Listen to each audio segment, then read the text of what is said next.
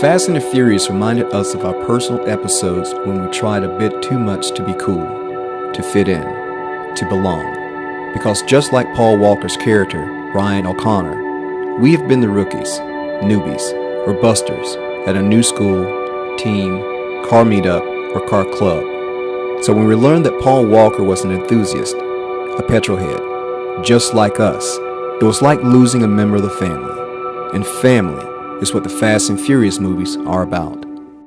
When Paul Walker died, I mean, it was like any person, like, oh man, a family member is gone. It's hard to fathom that somebody who has made an impact through film in your life is just suddenly gone. It was tough. Realizing, though, the fact that, yes, he is a celebrity, yes, the media was covering it and pushing it, is one of the things you also have to realize, too. But taken away from who Paul Walker was, I think that I found more value in being able to see what Paul Walker has continued versus the personal impact they had on me through things like Reach Out Worldwide, the car shows, his love for cars, and as well as his film. They all had kind of a balance of love for cars as well as love for people.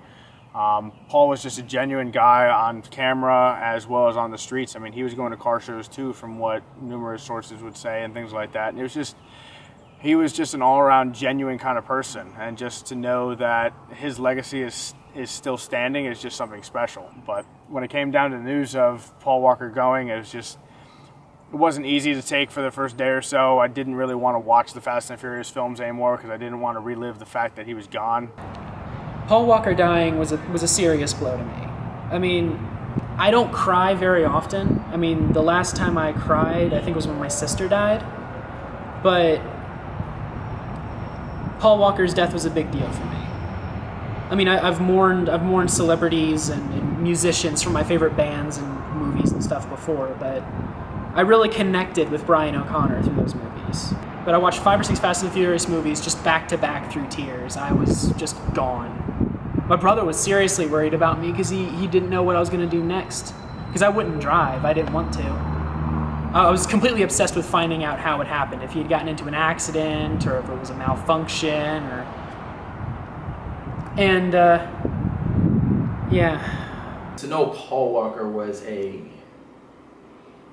car enthusiast, he wasn't just an actor. Paul Walker was a driver. He loved, from what I heard, he loved that sense of speed. He worked on his cars. He was a grease monkey. He's a gearhead. And for him to be such an influence on me to go into that area, just to know that he's gone, kind of feels like a piece of me is gone at the same time. When I heard the news of Paul Walker dying, it was a very hard pill to swallow. I can actually compare it to when NASCAR lost Dale Earnhardt. It was very hard. I am an emotional guy. I'm a very sensitive guy. And I cried during both. And when you see like videos of Tyrese at the site crying, it really sets something off to you. It shows that even celebrities are human. We're all human. And this movie, Furious 7, was definitely something I want to see, and I knew it was going to be emotional at times, and it was. But the last part of it, when they're all together, was the hardest part. Seeing it twice, it's still hard. It's still hard to talk about. And even the loss of Dale Earnhardt, it's still hard to talk about till this day. I remember when I was told, talking about it now, thinking about the reaction I had when Paul Walker died. The hairs on the back of my neck stood up, and they still do. It's hard. We all attach to certain people for different reasons, and it's never easy. A death, whether it's someone we grew up with. Like, I grew up with Robin Williams when he first started being Mork on Happy Days. I cried then too. You know, everyone cries for certain reasons, and you know, like I said, we're all human and we're all family. One way or another, it boils down to one great melting pot.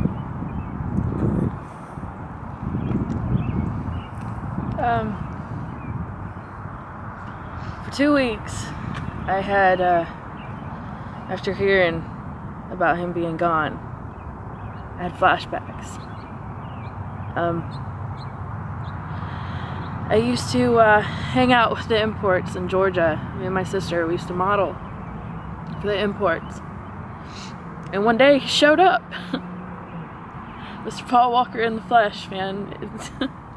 I remember getting lost, and I saw a man at the end of the hallway, and I didn't know who he was. I just knew that I needed to get where I was going.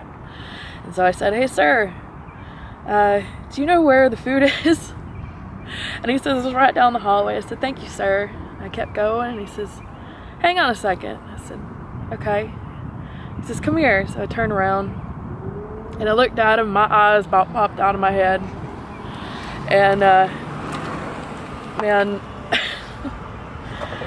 he says, "You really had no idea who I was?" And I said, "No, sir." I said, "But that's what sets us apart from each other, you know?" I said, I don't see celebrities as a god. I see them as family. I see them as human beings.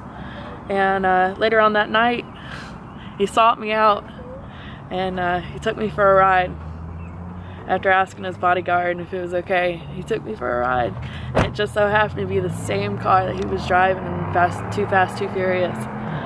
And it was just, I couldn't believe it. I couldn't believe it. His driving was so smooth. So seeing all that after being told that he's gone, it was like he was right there and he never left.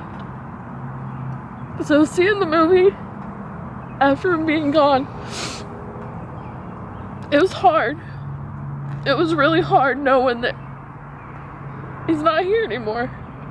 But I tell you what, every time I get in this car, it might not be the fastest car, but every time I get in my car, I think, Jesus Christ, please let him be watching me. Let him make me drive like he did. Yep. Now you can only keep up with me.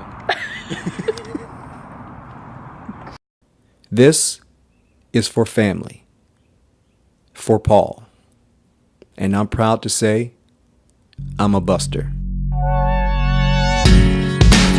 And I'm proud to say I'm a buster. And I'm really proud to say I'm a buster. Proud to be a buster. And I'm proud to be a buster.